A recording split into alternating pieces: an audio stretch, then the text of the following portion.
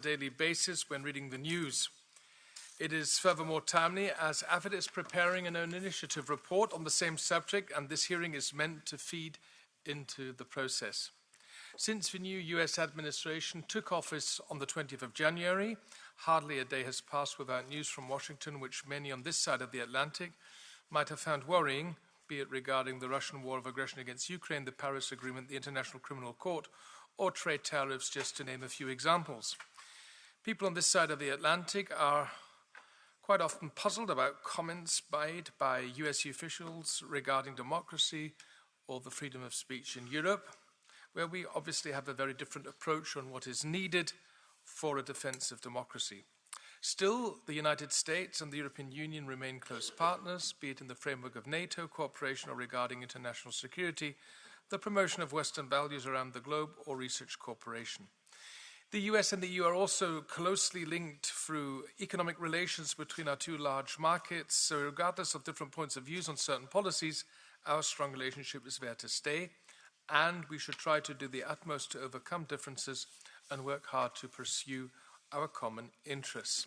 I would now like to give the floor for his introductory remarks to our standing rapporteur in AFET for the relations with the US, Michael Scherber. Please, Michael. I'm here. Good morning to everybody, Mr. Chairman, guests and colleagues. I would like to thank you, David, and your team for providing this hearing, and our experts for making themselves available today. As a standing rapporteur for the US, I'm pleased to welcome you today and to start this important work on the report on EU-US political relations. With this report, we would like to coordinate the EU approach to strategic partnerships with the US and map the way forward, looking at transatlantic relations both in the short and mid-term. The next 3 years will be crucial for EU-US relations, and Europe needs to demonstrate that it can carry its weight. We want to foster the best relations possible while preparing for different scenarios. In my view, EU-US relations remain a cornerstone of our foreign and security policy. It brings real benefits to both sides in security, trade and global influence. No other regions in the world are as economically interlinked as the EU and the US. That is why I believe dialogue must prevail our disputes, and our priority must to build on the many areas where our interests align. Our transatlantic relations is more relevant than ever, but times are uncertain. The future of these partnerships depends on what we do now. That's why Europe is stepping up to take more responsibility for its own security. But we do this not in competition with NATO or the US, but in coordination with them. The US presence in Europe, military and political, remains vital. At the same time, we need to strengthen our defense industries, invest more and better coordinate our strategic planning. Support for Ukraine is one of our shared priorities. Together with the US, we have built a broad coalition on sanctions against Russia. We are also exploring the use of immobilized Russian state assets to help finance Ukraine's recovery. Energy, security and technological resilience are also key areas of EU-US cooperations. We are committed to further diversifying our energy supplies and working with the US on strategic technologies. China remains both a partner and a strategic competitor. We must be clear-eyed with this coming from Russia and China. We need each other more, not less. We must be ready to respond together to challenges, whether they come from new trade demands or territorial claims. We must be realistic, but it doesn't mean abandoning our principles. Democracy, human rights and the rule of law remain central to our identity. We need to balance this with realpolitik, to engage whether it matters, to use leverage where we can, and to protect our shared interests. Europe has learned hard lessons. For too long, we relied on others for our security. Now, in a world marked by geopolitical shifts, rising authoritarianism, and global uncertainty, Europe must become a more capable, more united actor on the global stage. But we must not go it alone. A strong, reliable partnership with the United States is vital for global stability. Our cooperation should be complementary, not competitive. Together we are stronger, more resilient, and better prepared to shape the world around us. Thank you, David. And let me thank you, Michael, for your introductory statements. And now we come to the intervention of our experts. And we start, and he is present here in the room, with Marcin Walecki, the country director for Ukraine at the National Democratic Institute for International Affairs. I would like to give you the floor now for roughly 8 minutes. Please. Chair McAllister, honourable members of Parliament, Michał Szczerba, committee members, thank you very much indeed for this opportunity to testify today about the critical role of EU and US political relations. I'm Dr. Marcin Walecki, and for more than 25 years, I've been working on various EU and US programs to support democratization in more than 50 countries. Decades of our strategic partnership have made US and EU the most powerful actors. Unfortunately, over the past 20 years, we have witnessed a steady erosion of political rights and civil liberties around the globe. This decline did not happen on its own. It is a result of the direct actions taken by our autocratic adversaries and the tactics they are using: closing civil spaces, attacking media, supporting strongmen to consolidate powers, electoral interference, well-coordinated disinformation campaigns.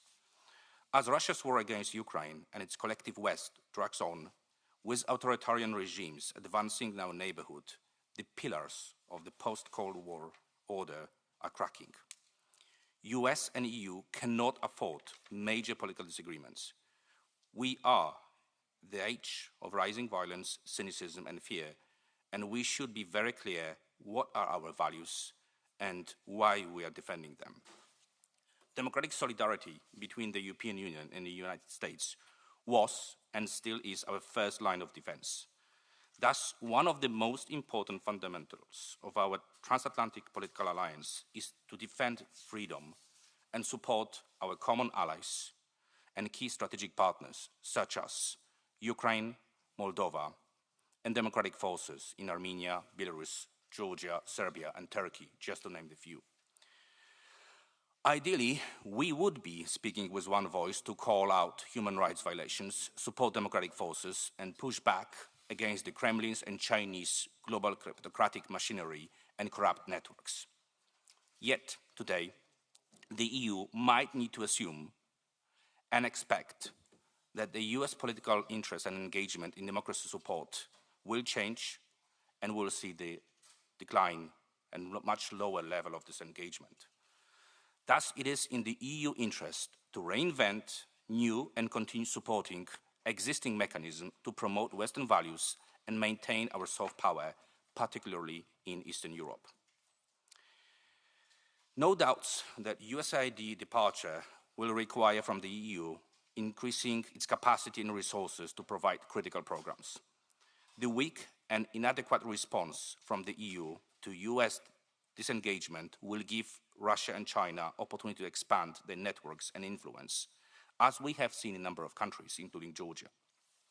50 years ago, on August 1st, 1975, 35 nations signed the Helsinki Final Act. That Cold War era engagement enshrined respect for human rights and fundamental freedoms as the bedrock of European security. Yet, 50 years anniversary is a good opportunity to learn from mistakes of OSCE and take a lead on designing a new comprehensive security arrangement still based on a concept of 3 security dimensions. Let me say a few words about Ukraine.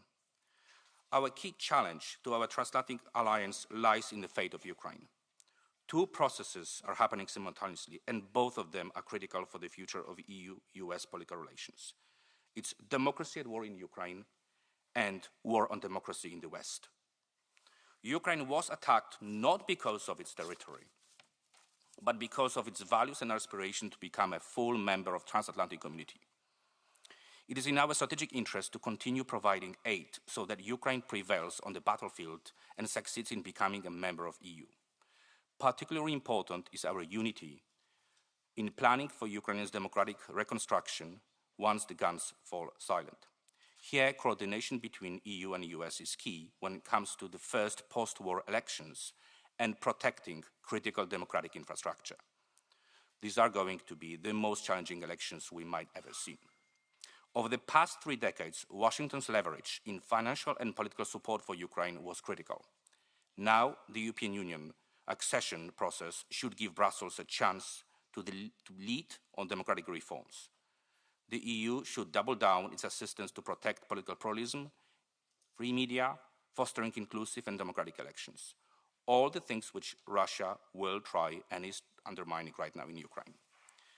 Mr. Chair, allow me to mention 2 concrete joint strategies to enhance EU-US political relations where the European Parliament could make a difference. First, as I mentioned earlier, innovate democracy support programming. To counter China's and Russia's strategic meddling in EU and the US democratic community, we should co-design fresh, cutting-edge democracy promotion initiatives. This means pulling our expertise in digital security, civil participation, technology, protecting critical democratic infrastructure, launching joint initiatives aimed at strengthening electoral integrity, media literacy in vulnerable priority states. In the current political environment, it might require European Parliament to be more open and more inclusive and give support to US-based organizations which are currently struggling and are underfunded.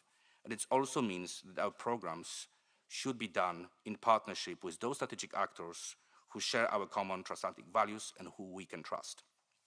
Second, EU-US political dialogues and high-level consultations.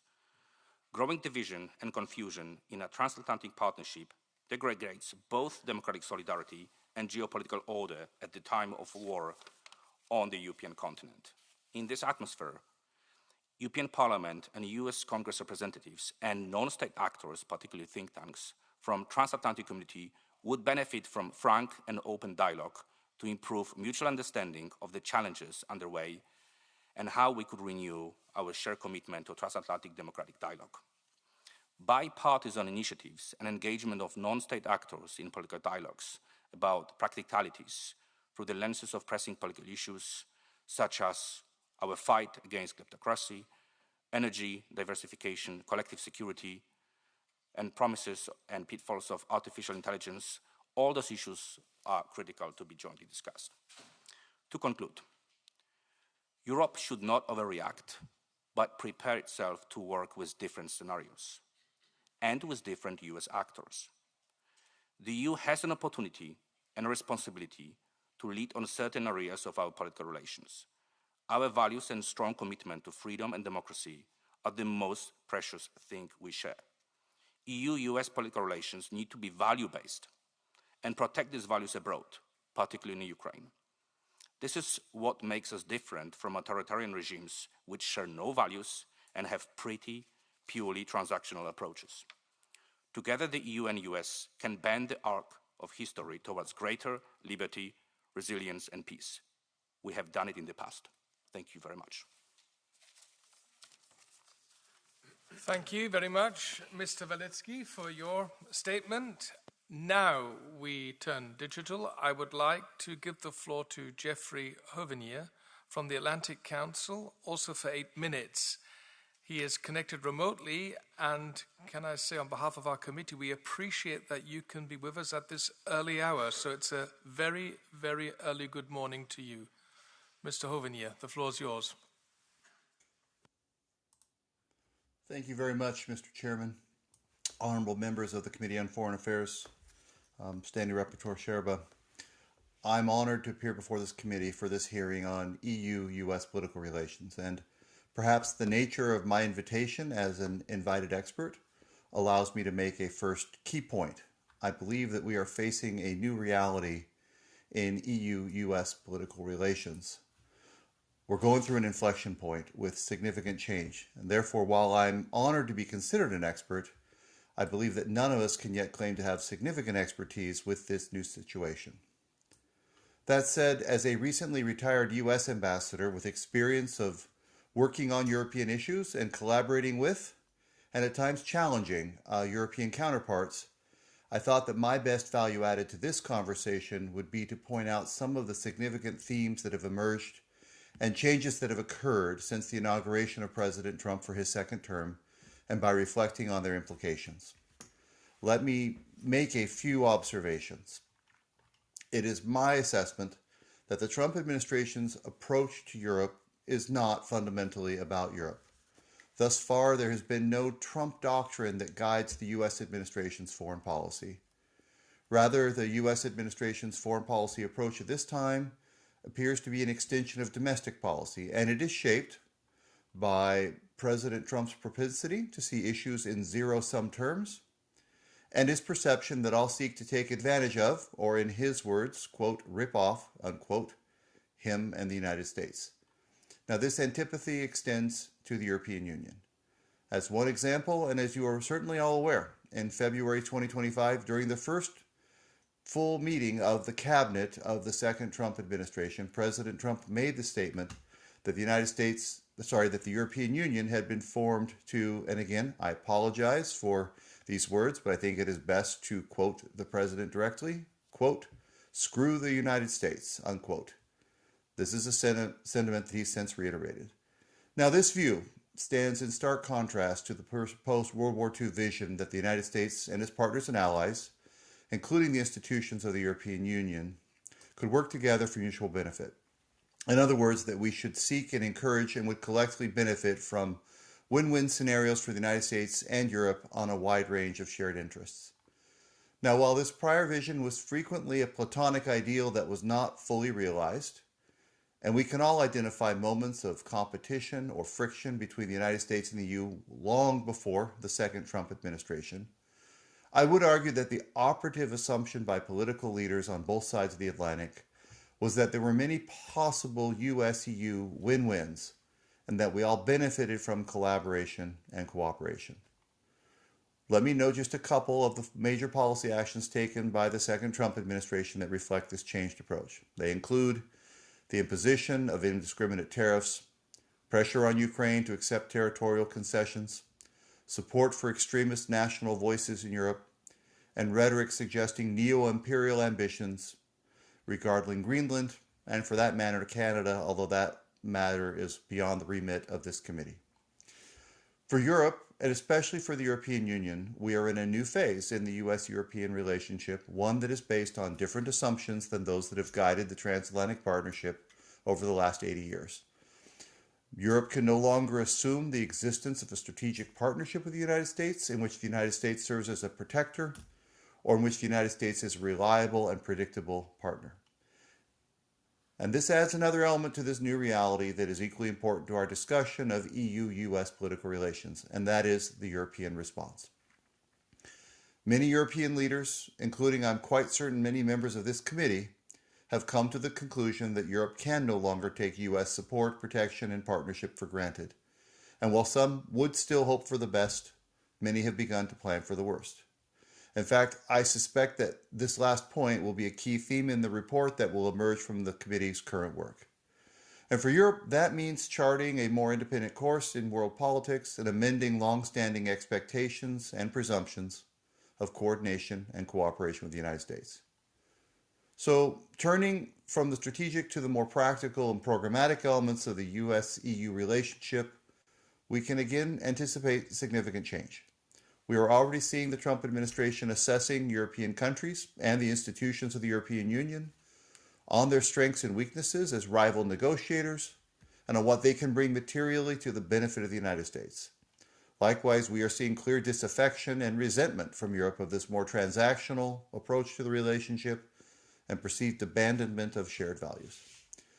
Yet even within this new reality, and I recognize that what I have laid out does not lend itself to great optimism, I believe there remains space for and mutual benefit from collaboration and cooperation between the European Union and the United States. And I expect this collaboration and cooperation to continue in many ways, but I also expect it to be more limited in scope and based on realpolitik assessments of strategic interests rather than on shared values.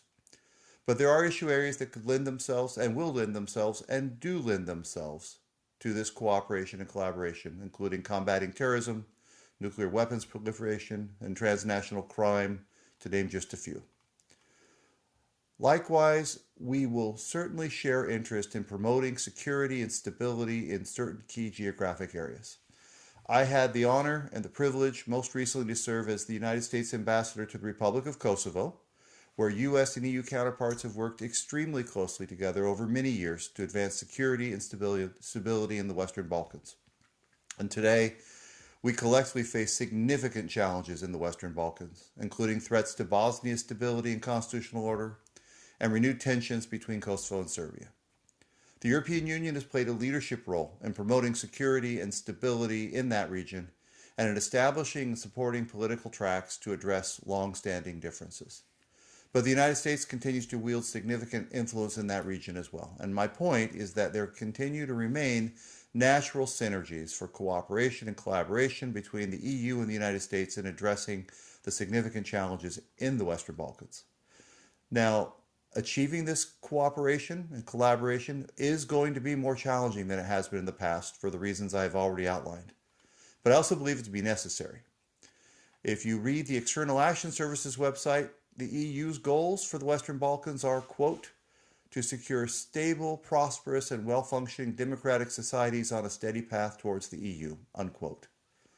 Given the complexities and challenges of the issues in the region, as well as the personal proclivities of several regional leaders, I believe the EU is unlikely to be able to achieve significant progress in advancing its goals, particularly with regard to Bosnia, Kosovo, or Serbia, without active support from and coordination with the United States. Already, there is active engagement on the ground between US and EU teams, and there remains ongoing coordination between member states, Brussels on the one hand, and Washington counterparts.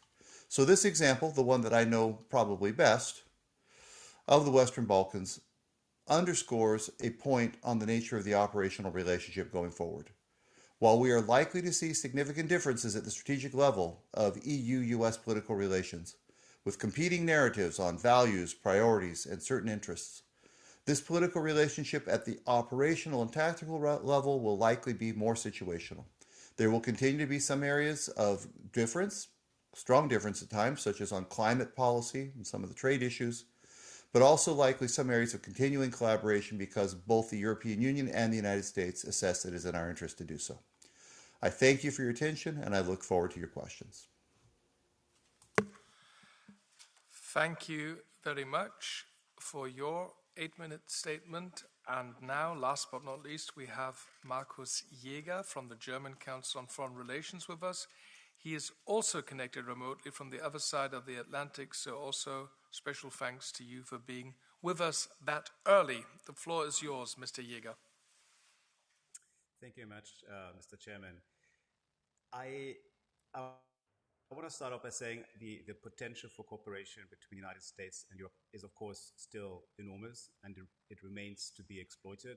The reality, however, is that the new administration in Washington really does take a very unilateral and transactional approach, which has proven fairly disruptive, particularly in international economics, but also beyond that. It makes for a much more unpredictable policy, and it has done away with a lot of the conventions and rules. And I agree that there's always been, of course, conflict within this broadly cooperative framework, but what we're seeing right now is still fairly unprecedented, at least since the end of World War II. And of course, this makes it very difficult to find areas where there could be beneficial cooperation. I mean, it's easy to find the areas where you can find cooperation. The question is, where can you make cooperation work? Not least because a transactional approach also means that it is not clear to what extent the current US administration would be willing to stick to agreements made. It seems to have a very haphazard approach to policy. It's not quite clear what the strategy is. In some instances, the goals seem to have changed. In some instances, they may remain the same, but it's very difficult to say where exactly the United States is headed. But so, in other words, if the country that really created the post-war Cold War order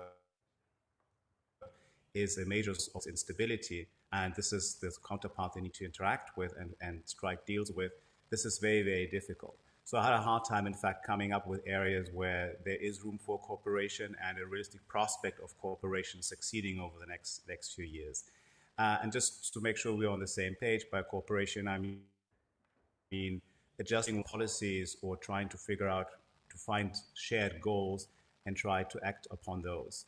So, of course, cooperation and conflict always go together, but the difficulty now, of course, is to find those areas of cooperation and make them stick. And in many ways, I fear we don't really know enough where the Trump administration is headed over the medium term.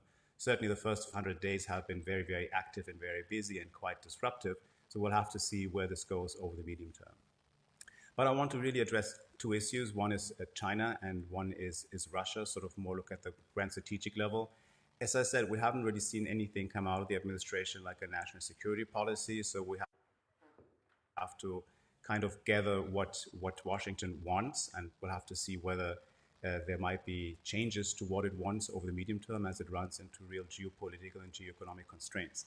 But it seems to me one of the most obvious areas of cooperation between the EU and the United States pertains to, for instance, one of America's major geopolitical imperatives, which is to maintain the territorial integrity in East Asia. Now, of course, Europe probably is not very well placed to bring lots of, say, military assets to the region to like defend the status quo there, but even diplomatic presence would seem to be an important issue. And one would think that the United States has an interest in bringing in countries from outside the region to support the territorial status quo, if only in diplomatic terms. Now, interestingly, just a few days ago, I believe it was the Defense Department said that it would prefer for Britain to deploy its naval assets in the Euro-Atlantic region rather than the Pacific. So even in the most obvious case where there's literally no cost to the United States seems to be reluctant to want to bring in its European allies to pursue one of its most important strategic objectives, which is to maintain stability and geopolitical stability in Asia Pacific. And this is even more surprising because, as far as we can tell, China still remains the most important issue that the administration is focused on in the geopolitical realm. And whatever its strategy towards Russia is, and it seems to have shifted in this regard, Washington is still very, very much intent on countering China. So, if we can't really find cooperation or achieve cooperation on the part of the US, I think it just underlines how unilateral and transactional the approach is. Now, again, this might shift over time, but so far we see very little inclination on the part of the administration to want to see cooperative agreements with the Europeans in particular. Another area that I see as a potential for cooperation is the geoeconomic realm. So here, for instance, the United States itself is pursuing a lot of different policies, supply chain security, and so on and so forth. But here, even it would seem to me cooperation would be mutually beneficial. For example, when it comes to have a collective economic security strategy. So if third parties impose, for example, export restrictions, then you could, like what Europe has done, introduce an anti-coercion instrument, and you do this on a collective basis. So here, in other words, you're talking about a collective economic defense. But then again, once again, the US does not seem particularly interested. But I'm just trying to identify areas where there could be room for cooperation. Another area, of course, is sanctions.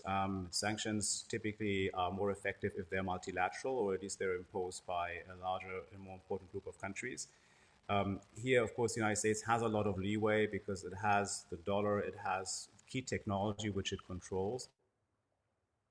But even so, if it wants to impose secondary sanctions, in other words, targeting third parties, it will incur greater costs. So here I see potential for cooperation in specific instances. The same goes for export controls. So yes, of course, the United States controls key export technologies, and it can restrict those. But in those instances where Europe also has this kind of technology, it really would require the Europeans to cooperate with US export controls. Now, whether in a specific instance that is of interest to the European Union, that's not for me to say. I'm just identifying areas where, from a cost-benefit point of view, the United States has the ability to impose measures, but at the same time would benefit from cooperation. And this cooperation then presumably would give the Europeans a greater ability to negotiate the terms of their support. And last but not least, I think the most important issue is really supply chains. Here there could be collective or like transatlantic agreements, for example, to purchase critical minerals, to ensure the supply of critical goods, which is clearly something the administration in Washington is deeply interested in, except, of course, it is doing so in a very, very unilateral way at the moment. And then just quickly on Russia, I think here, arguably, the approach is medium term is perhaps a little more uncertain. I don't want to sound too contrarian here, but the minerals deals may, over time, give the United States an economic stake in Ukraine, even though I think the economic benefits of this deal to the US have been vastly overplayed. But at the very least, it gives the US a more diplomatic stake in Ukraine. And of course, in that sense, it has an interest in stabilizing the Ukrainian situation. Of course, the question is under what conditions and in what way. But perhaps going forward, and maybe this is a little too optimistic, it could be an arrangement whereby the United States lends greater support to Ukraine in military terms and allows Europeans to ramp up their capacity to support Ukraine militarily, while Europe takes care of the economic side of the equation. And then last thought on Iran and North Korea, other sort of authoritarian actors. Here,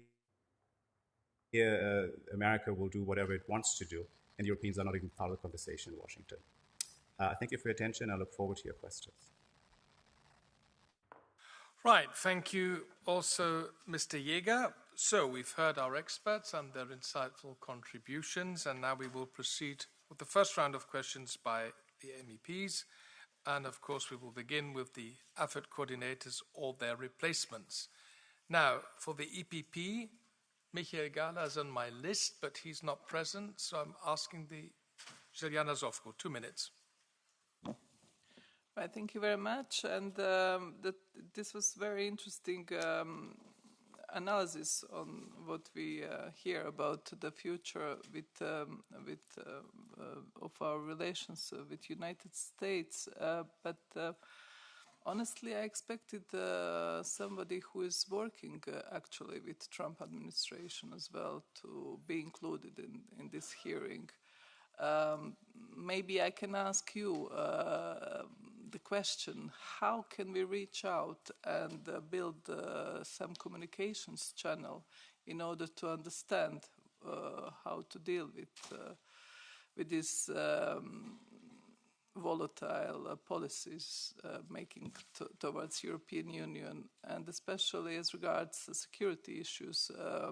The gentleman, the former ambassador from Kosovo, has mentioned as well that EU and you cannot do anything without United States, and I fully agree, but we are not hearing any policies on this or any clear, we don't have any clear understanding. Maybe you can tell us what is going on with the Senate. Are they going to approve this administration that should fill in State Department so we can have some connections as well on the other side of the Atlantic? So there are two questions. How to establish communication channels, and when is this approval of the new administration going to take place, or we are going to see all these games that Democrats are playing with Republicans and be without any clear policy on our cooperation with the United States? Thank you. Thank you. Next for the S&D, it's Nacho Sanchez-Amor on my list. Who would like to take the floor? Sven? Well, if I may, thank you very much. Thanks to all the experts for their presentations. One area where the US and EU have historically had a slightly different approach, but still have cooperated very closely with each other, is the defense of democracy and rule of law and human rights globally. And now we all have been alarmed by the rolling back of the USAID operations, where the EU's ability to fulfill all the gaps is actually, I think, under question. Also, we have been alarmed by the suspension and then partial restoration of the US efforts to investigate, gather information regarding the war crimes and crimes against humanity committed by the Russian aggressors in Ukraine. So I would like to hear the experts' take on where do we stand in our cooperation in the area of defense and democracy and human rights, and also perhaps more particularly with regard to the accountability for war crimes and crimes against humanity committed by the Russians against Ukraine. Thank you, Sven. Sebastian Stötele for the PF. Thank you, Chair. Thanks to the experts. We heard Mr. Hovenier say that there's basically no foreign policy within the Trump administration, rather an extension of domestic policy. Then let's have a look at what Trump has promised for his second term. He campaigned for America First, anti-immigration, anti-woke ideology, pro-free speech, a new energy policy, and he's against the climate policy as the EU knows it at the moment. So I would like to ask Mr. Jaeger, and I think also Mr. Hovenier, and I try to be factual, on these 5 points. And when we look at policies where we find shared goals, at these 5 points, our goals are far apart. And to what extent and how do these policy goals from the EU that differ from the Trump administration in the US, how do they block or make it impossible to come to deals with the Trump administration? A second question, Trump allegedly refused to talk to the Commission President, Ms. von der Leyen. Would it be an idea to maybe have Italy, Germany, France and the Netherlands, 4 countries that are trying to get on the forefront of the negotiations, to get them together to negotiate with the Trump administration on behalf of the EU? Would that help? Thank you. Thank you, Sebastian. For the ECR, Adam Bielan is the coordinator who would like to take the floor. Mr. Gambino, please. Grazie, signor Presidente, onorevoli. Thank you very much, Chairman. Colleagues, I'd like first of all to start by thanking the experts for their very interesting presentations. As my colleague has just said, I too would have liked to think that we would have had somebody from the Trump administration participating in this panel. Obviously, relations between ourselves are absolutely critical to global stability from a political and strategic point of view. We in Fratelli d'Italia feel that there is absolutely no alternative to the transatlantic alliance. And thanks to the role played by our Prime Minister, Giorgia Meloni, who's very much a bridge builder across the Atlantic, we are strong exponents of frank and sincere open dialogue. Prime Minister Meloni has stated on a number of occasions how important it is that we invest in the strategic alliance. But I do feel that we need to bring together Americans and Europeans to discuss the issues of sovereignty and rule of law in the context of Ukraine explicitly. We can't be standing on the sidelines. We need to be making constructive contribution together with the Americans to a lasting and just and sustainable peace. We also need to try to do our utmost to ensure a trade war of any sort. But there's a bit of a wake-up call here. We can't ask for the Americans to open up their markets while we're constantly imposing more green standards, which are simply destroying our own industry and putting up barriers right, left and centre, which destroys our credibility. It's all very well saying we need to have more strategic autonomy, but we do need to recognise the importance of our alliances for the future. And so I think we need to work on the basis of these principles, and I would also say that we need to organise a meeting between representatives of Europe and America, ideally President von der Leyen and President Trump himself, as quickly as possible. Thank you. Thank you, Mr. Gambino. For the Renew Group, who would like to take the floor? Then I move on to the Greens. Sergej Lagodinsky, please.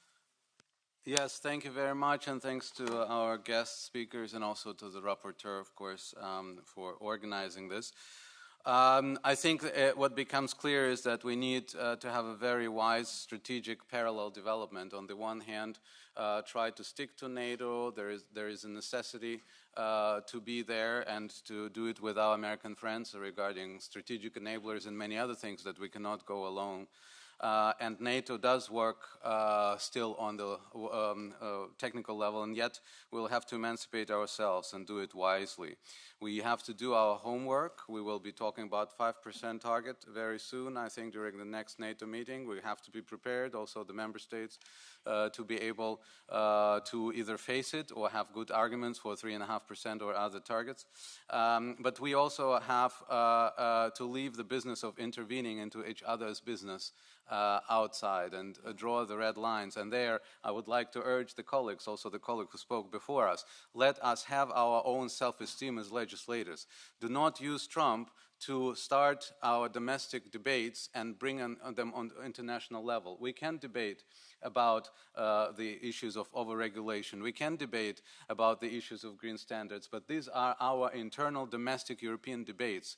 These are not issues for a dictating from the White House. And this has to be made very clear by both the Commission, but also by us. This is a matter of our self-esteem as legislators, regardless of where we come from. And this is something that we will have to learn. The questions that I have are threefold. Number one, what is your take on the relationship between the Rubio camp and the J.D. Vance camp on foreign policy? Who is in the lead? Who is making the decisions? Who is making the calls? I was in Washington last week. I was a bit confused on that. Number two, how can we contribute to energizing the Congress people? Not so much the Democrats, it's very clear about them, but what about our Republican friends who tell us they are on the same line with us, but it does not translate in the concrete and specific policies and the opposition and pressure on the administration? And number three, how can we provide and strengthen our support and solidarity towards people who are afraid to speak out their mind?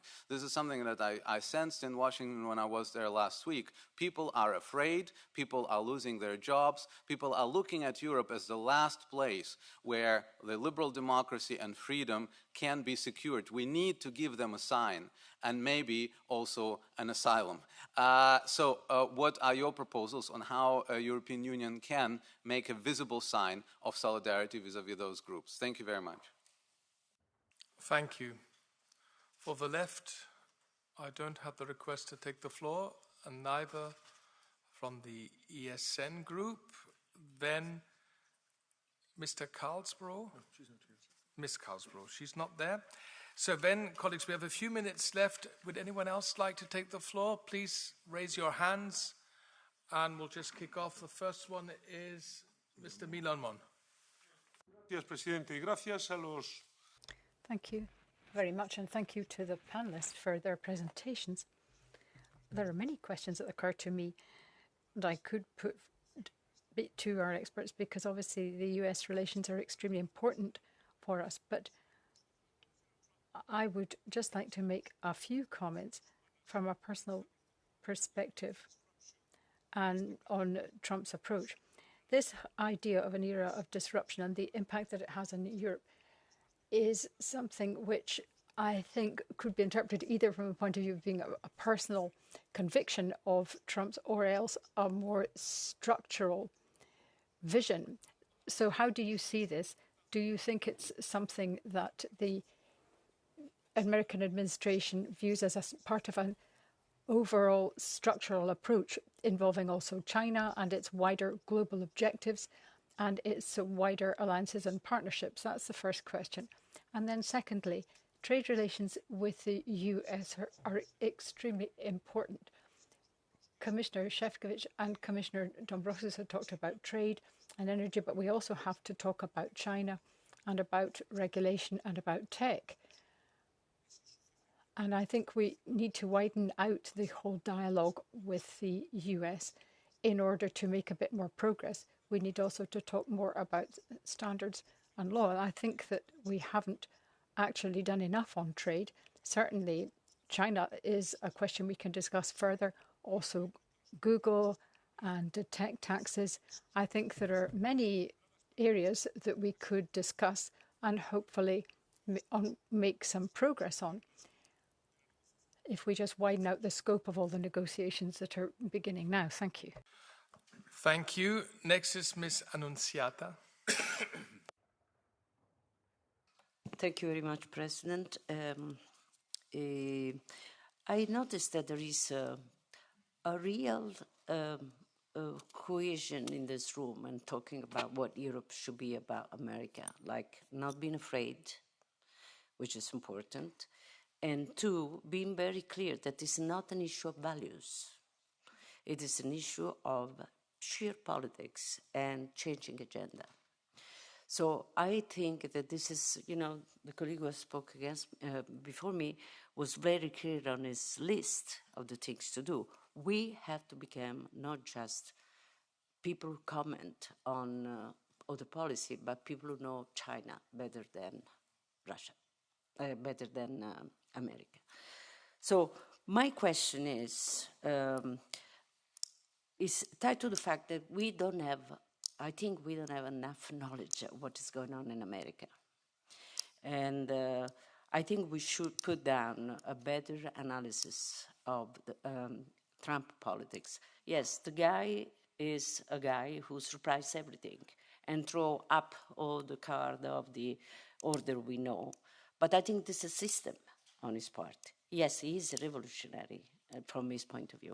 So I think we should address this, what we need to do if we need to have a close-up understanding of really his agenda and the system is working on. My question is, the three experts who have talked to us, do they have one single point that favors, in this situation, Europe vis-a-vis America? Do we have our own nuclear values to sort of put out on a table of a negotiation? What is the most important thing that Europe can do in terms of enlarge, not just the military issue, but can enlarge the political influence? Thank you, Ms. Annunziata. Next is Monsieur Thionnet. Merci, Monsieur le Président. Thank you very much. It's easy to think that all the decisions that have been taken by Trump's administration since the election are a radical break with what preceded it. And it's interesting to hear from today's experts. Trump, too, certainly seems to fit into the longer-term American tradition. There have always been a number of different currents of political thinking. There's been the pivot to Asia under Obama. And then if you go back further, there were debates during the Second World War about whether it was important to focus on the Pacific or Europe as a priority. Isolationism has also been present in American history for a long time, since the eras of the Founding Fathers and George Washington, who said that one should be careful about alliances which might constrain. The issue of Greenland, between the two wars, American strategic debates on the far north and on the Western Hemisphere, all these issues have been on the table previously. Trump's not the first person to want to, in the presidency, to want to buy Greenland. So this brings me to my question. Are we not actually deluding ourselves, thinking that we're discovering an America that's not liberal nor interventionist nor focused on Europe, whereas in fact this reality has existed for a very long time because America isn't uniform and the Cold War was really just a parenthesis in history? Thank you. Thank you very much, Mr. Thionnet. Next is Hermann Tertsch. Gracias. Gracias a todos. Thank you very much. And thank you to all the experts for their very interesting points. Thank you also to Ms. Sofko for what she said. I think it's important that we have a clear vision of what we're trying to achieve with America. We need to try to tease out the ways in which we can improve relations with America and the current administration.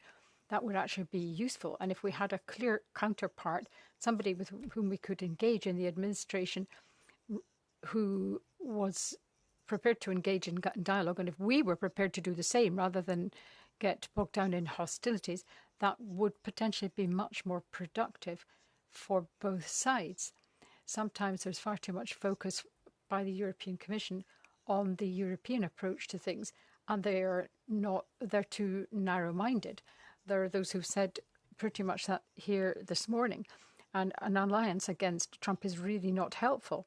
You can see that Trump has reached an agreement with the Japanese, with the UK, with China, and therefore we are lagging behind. We are effectively isolated, and we have arguably brought this upon ourselves because of the narrative that we've been peddling over the last 10 years about Trump's irrelevance and inappropriate way of running the presidency and the members of his cabinet and so forth. I think our hostility is quite clear, and this is extremely unhelpful.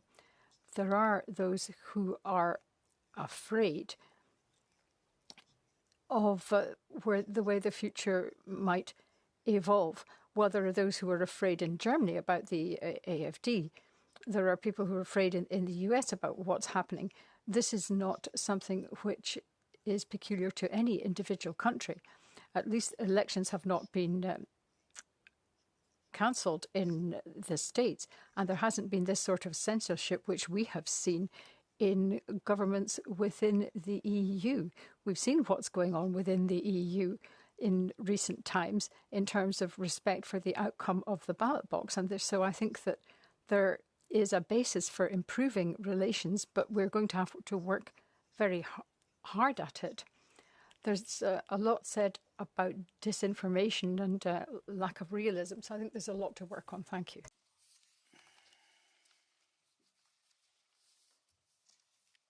Thank you, Mr. Terch. Next is Mr. Gomar. Thank you, Mr. Chair. I will speak in French. Chers collègues, je suis toujours surpris. Colleagues,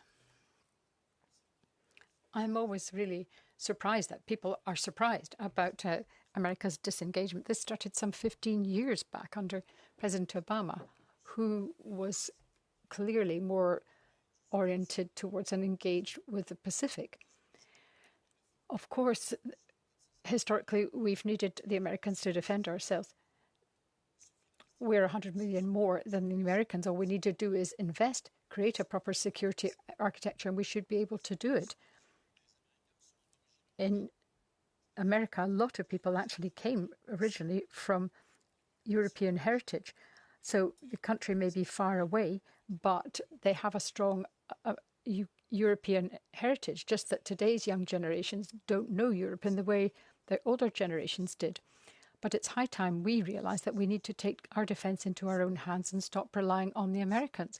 I think in the context of NATO, we could establish a European pillar, we could defend ourselves, and we could establish a proper European security architecture. The question is, are we prepared to do it? Is it really necessary for us as Europeans to think that we need to rely on America? Thank you. Thank you. Next is Mr. Altula. Yes, thank you for the experts.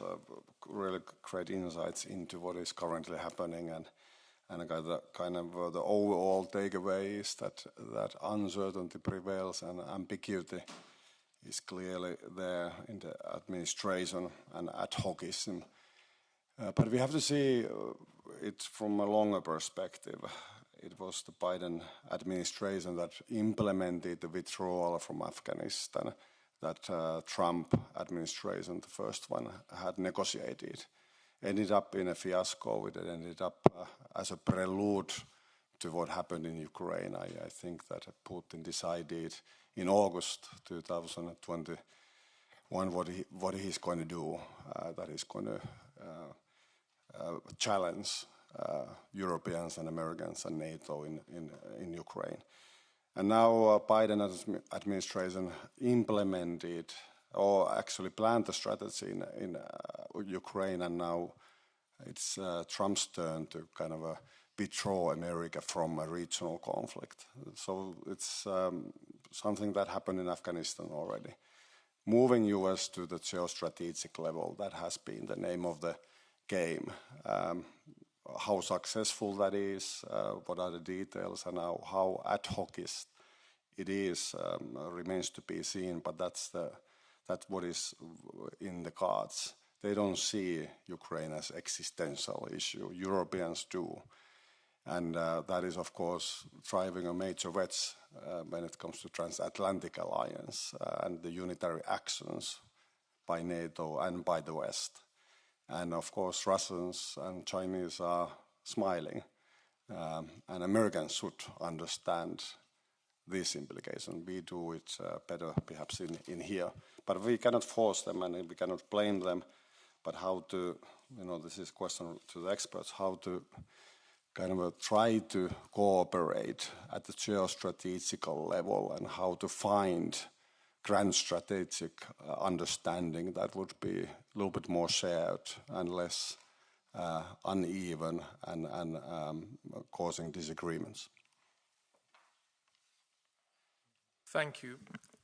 Davor Stier is no longer present. Then the final one on my speakers list is Mr. Tinkinen. Thank you, Chair.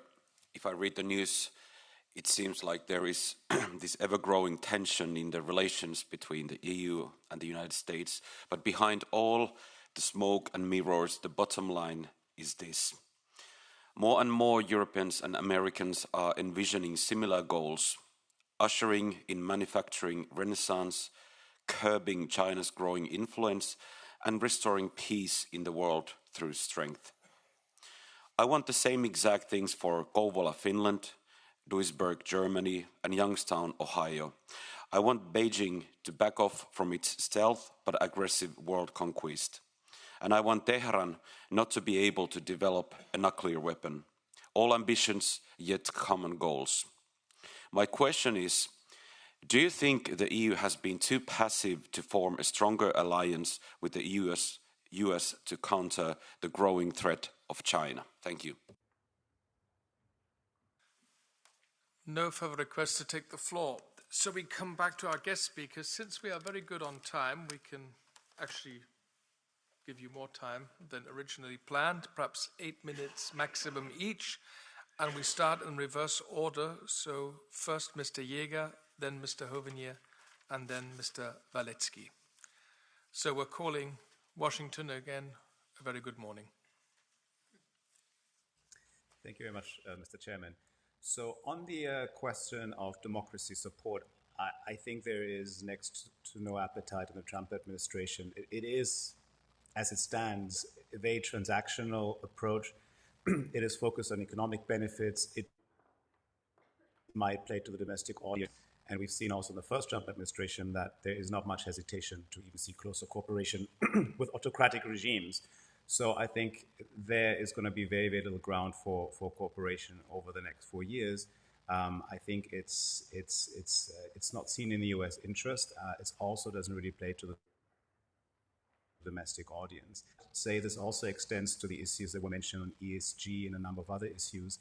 These value-driven foreign policy, excuse me, is just not part of the modus operandi of the Trump administration. It does see a world where which is more transactional, which is there for the United States to exercise its power or use its power to extract benefits, because there are a lot of grievances in the United States. We've seen this in elections time and again.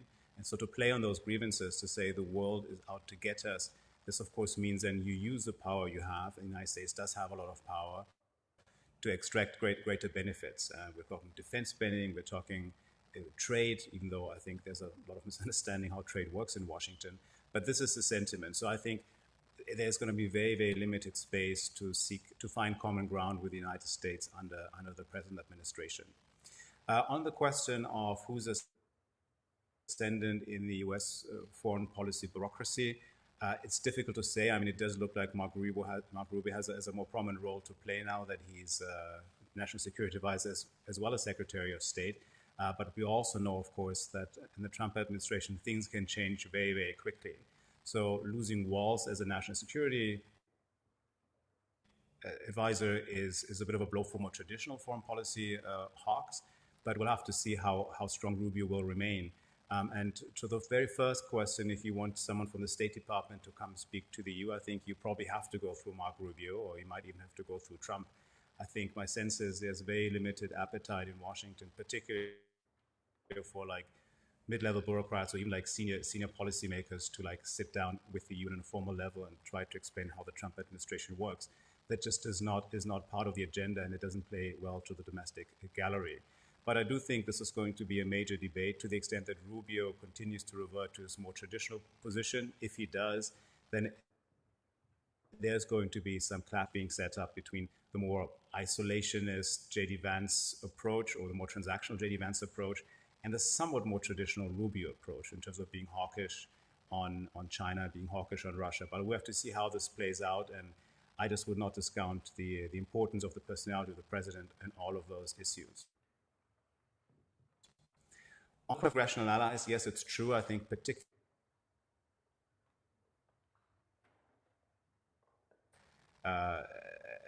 less hawkish approach towards Russia, but there's also a fair amount of reluctance to like come out and criticize the president directly. I think this may take time. So if Trump like tanks in the opinion polls, there might be greater resistance coming out of the Senate, but it will sway U.S. foreign policy. So I don't think there's all that much the Europeans can do. In particular, if senators or congressmen are seen as sort of talking to Europeans, I think if anything, particularly Republicans, it might undermine their political standing in the U.S. political process.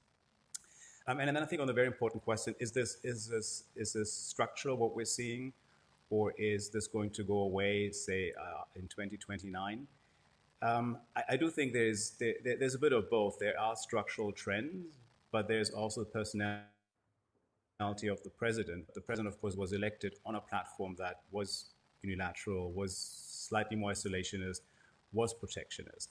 But when you look at opinion polls, it's generally not true that Americans are per se isolationist. Yes, there's a partisan divide between Republicans and Democrats, but there's also a divide because Republicans support the president. So in that sense, it's quite clear to me that they're necessarily more isolationist. So I think there's still appetite for engagement, but it's also true, of course, that for the average American, foreign policy is a somewhat abstract thing. What they're focused on is inflation, is real wages, is is the economy. So, I guess what I'm trying to say is that there is this conjunctural issue.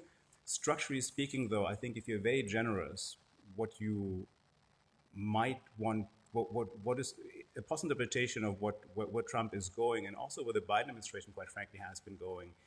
And I mentioned this in my introductory remarks. There is clearly a focus on China. China is the major issue. It has been under the first Trump administration. We look at the national security strategy. It remained a very important issue under Biden. And in some respects, the policy towards China hasn't changed all that much. And interestingly, yes, the US comes across as more unilateralist in many ways, particularly towards Europe, but it has been less so when it comes to its Asian allies. There's outreach to the Philippines. Yes, and I'm not saying this strategy is very coherent. Like on the one hand, you hit your trade partners with tariffs. On the other hand, you want closer security cooperation. So we have to see where that goes. But I do think this focus on China is still very much at the forefront of US foreign policy thinking. And I think if you're very generous, and I'm not saying this is the case, even America's approach towards Russia, the idea here could be that it has really a twofold purpose. One is to force Europeans to step up, take greater responsibility for their own security. And secondarily, it is to shift America's focus to the Asia Pacific. Now, I'm not saying this is necessarily a super strong argument because the US hasn't really spent all that much money on Ukraine, but this is certainly the way it's perceived in Washington.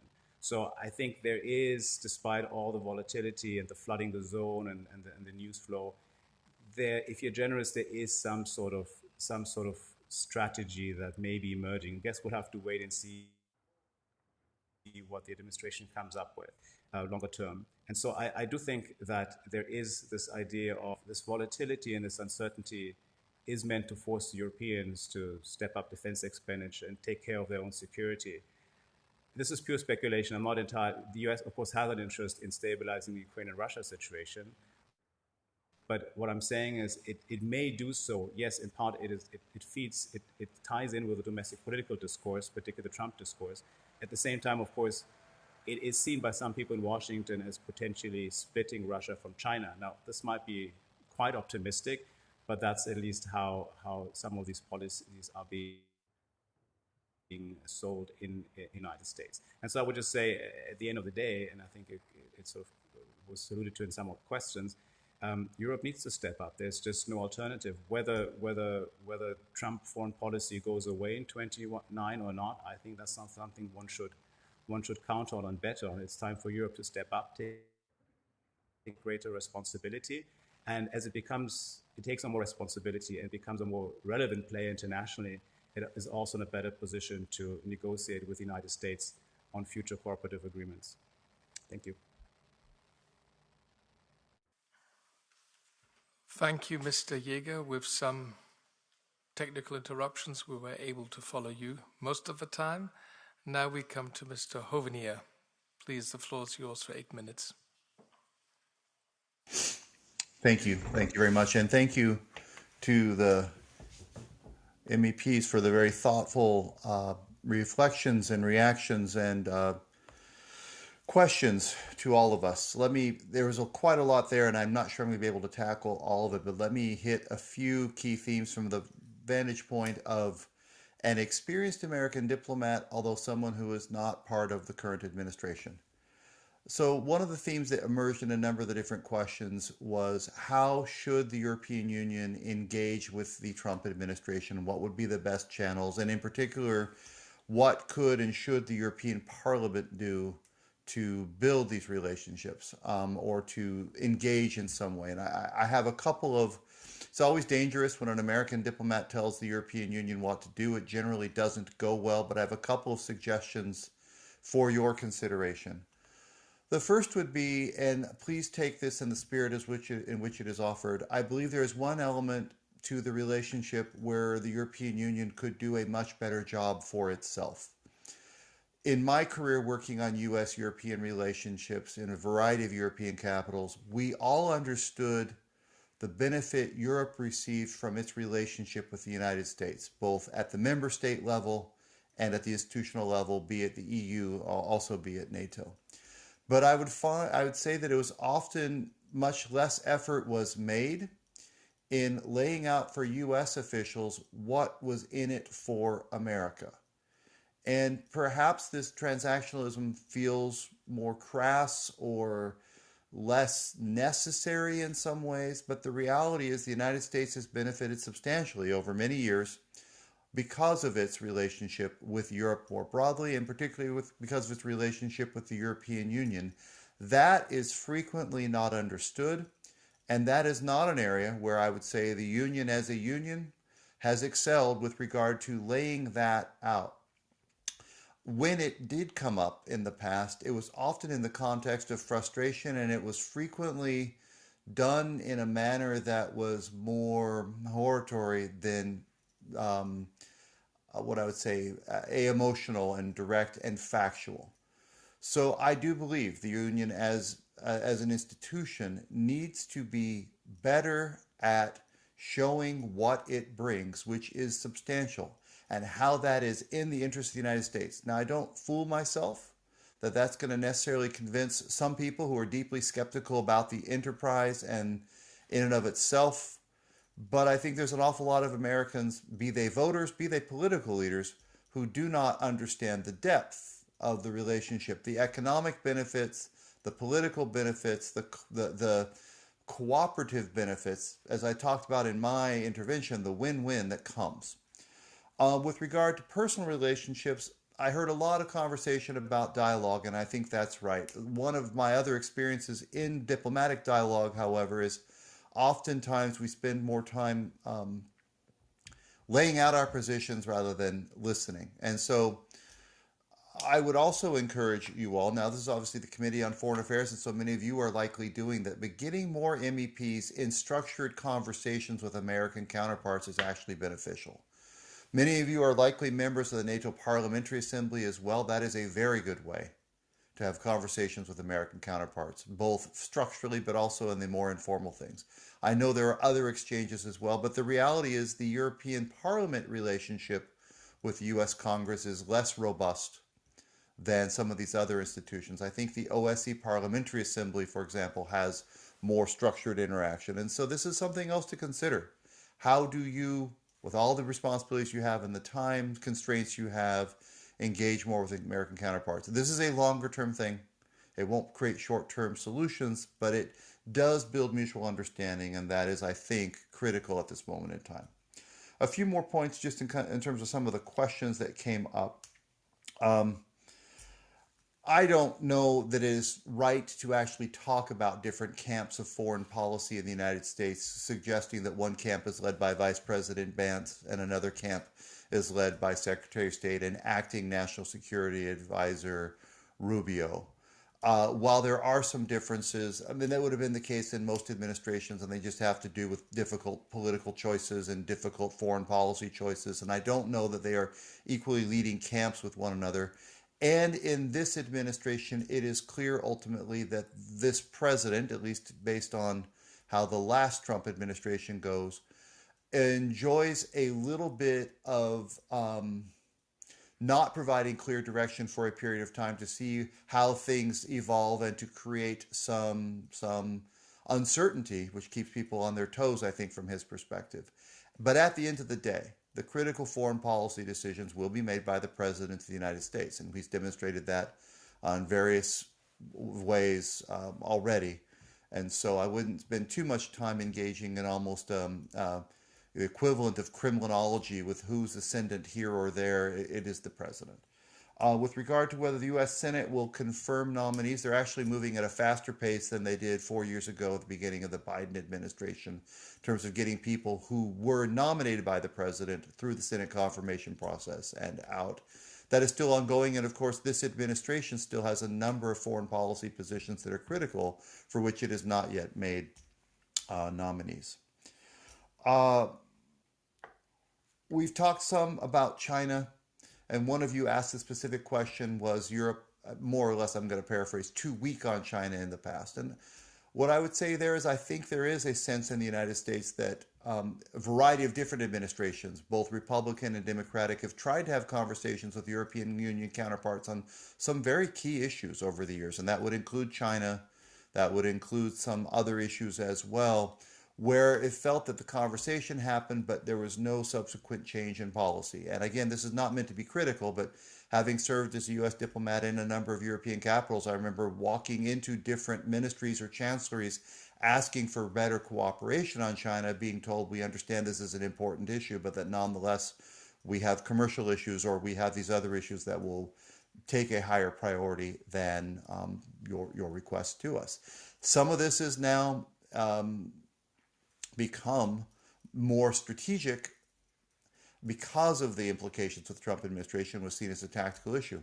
I would say the same on European security and defense. I cannot count the times that I, as an American diplomat, went into foreign ministries or chancelleries to have what we would call back then the burden-sharing conversation, looking at defense expenditures as a percentage of GDP, the need for there to be capabilities for NATO and for Europe, and to be told how important the issue was, but to see absolutely very little change in those countries' various defense spending targets. And that has changed in the last few years, and Russia has helped ensure that change is becoming more durable. But there has been a sense that far predates President Trump of not always seeing Europe being as responsive to some security concerns as we will lay out. And as a retired American diplomat, I welcome, I think all of my colleagues do, Europe's renewed focus on building its capabilities. I think my last point is cooperation on democracy and human rights, and I'll be brief because I think my 8 minutes are up. I will just agree with what Mr. Jaeger said. I think there's really important cooperation to happen, and I think we have a good track record of working together on these issues. And I think at this moment in time, that is less likely to be an area of collaboration and cooperation than it used to be because of the proclivities of this administration. But I also suspect that our next expert, who's been working in the trenches on this issue for most of his career, will have more to say on this issue. Thank you very much. Thank you, Mr. Hovenier. And now, Mr. Walecki, back to you. Thank you very much indeed. And maybe I'll just start with the democracy support.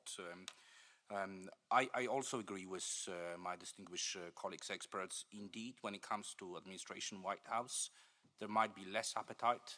However, I would stress there is still a high level of appetite when it comes to US Congress. For a number of congressmen and senators, there is a very deep sense of purpose when it comes to supporting democracy and freedom. So that's why when it comes to those programs, I would strongly encourage European Parliament to invest more in what we are calling parliamentary diplomacy and make sure that there is a very strong collaboration with leading senators and congressmen. I also think that what is going to be very important is recognizing that in some areas we are seeing a retreat. The next 3 to 6 months are going to be difficult, but I am deeply convinced, knowing, working with my American colleagues for almost 30 years, that they will be back. It's a matter of time. They will be back into the table to discuss with us those programs and collaborate on those programs. What is important is to recognize that they are themselves very confused in which direction they're going, and we should not be embarrassing them. Everyone was hoping for the smooth transition. We have not got a smooth transition. What is important is to be prepared for difficult scenarios. But I am convinced that on key principal issues, within the next 6 months, we are going to be back in the game together. What is also very important is to recognize that, thank you very much for a question about USAID and Ukraine. I don't believe EU, we should be picking up all the pieces. We have to be very strategic, and we should be focusing on programs where we see impact, and we see that our investment, our engagement brings concrete results, midterm, short-term, midterm. I would also encourage us to definitely build a wider coalitions with our colleagues from Canada, have partnerships with Australia, Japan. I think Norway is going to be a very important partner for our all future programs when it comes to democracy promotion, and Norway does have resources to fill some of the gaps left by USAID. Mr. Chair, I would also suggest that when it comes to our political relations, we need to be much more sophisticated in terms of understanding American politics, and I mean electoral politics. We all know that there are 7 states, swing states, which decide about US elections. We all know that there are some key races when it comes to Senate and Congress. I think in building our relations, we need to go beyond Washington. We need to be investing in building close relations with those states, with those parts of America which decide about American politics. It's going to be a very long-term investment. I am not seeing it as electoral interference. I am seeing it as really explaining to key voters, key decision makers, the fundamental importance of EU-US relations. So when it comes to building partnerships, one of my points was this EU-US political dialogue. I think we need to recognize that within the current administration there are different camps. We have to learn who the players are, who are the think tanks, organizations which are supporting them, feeding them with ideas. We need to make sure that our think tanks, our relevant actors are building this relation. It will take time. It will take time, but it's a worth investment, and the European Parliament can play an important role. What I also want to add is, we also need to be symbolic. Just some few concrete ideas. If we are seeing a withdrawal from the funding for the Radio Free Europe, why we cannot have European Parliament paying for Radio Free Europe? If we are seeing disengagement for supporting Voice of America, why we cannot help our American friends with supporting Voice of America? If we were to see disengagement from National Endowment for Democracy, we have our own mechanism, European Endowment for Democracy. We could basically step up and help. So it's going to be a difficult transition period, not a smooth transition, but we can be very smart and symbolic to pick up the pieces which are showing that we are very serious about defending and promoting our values. Let me just also stress a few things about Ukraine. I've been working in Ukraine since '99, I've been present in Kiev since 2022. I have noticed that over the last few weeks, our Ukrainian colleagues did a very smart maneuver with minerals deal.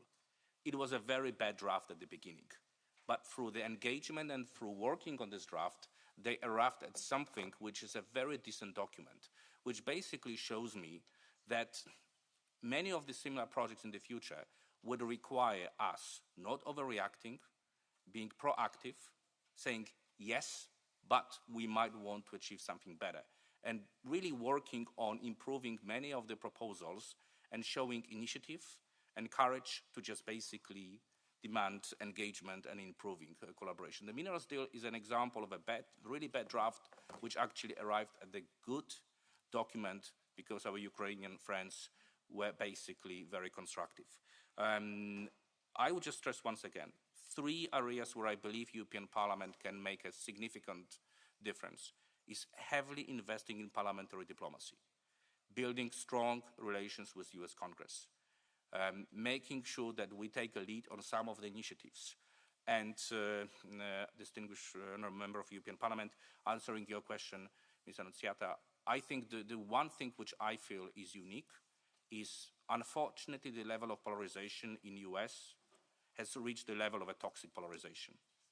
We used to see Cold War among countries. We are now seeing a Cold War within countries. So, in terms of the US, we really have to have this bipartisan approach, and this is something still unique about Europe. Our political diversity, our ability to reach a consensus, our ability to have different points of view, this is something which will be, for the next few years here in Europe, and I'm afraid it's going to be very difficult to achieve in the US. So, all our initiatives really need to be bipartisan, and we need to be representing different views coming from US. And I would also like to finish the last minute focusing again on Ukraine. Once again, we are witnessing the process of democracy at war. But once again, this war attack on Ukraine was yet another example of a war against democracy. Ukraine was attacked because of its values. It's very important for us within the next 2 years to make sure that democratic transition in Ukraine is successful. This would be a disaster, political disaster for our US-EU relations if we not only help Ukraine to win the war, have a just, stable peace, but do not support Ukraine in becoming a fully functioning European democracy. And this is something, unfortunately, now we need to take a lead on, because US engagement is not there and might not there in the foreseeable future. By supporting and helping Ukraine, we send a very strong signal to US, to Washington, that we really mean and we can defend our values. And Ukraine is going to be a testing ground for US-Ukraine relations. Thank you very much, Mr. Chair.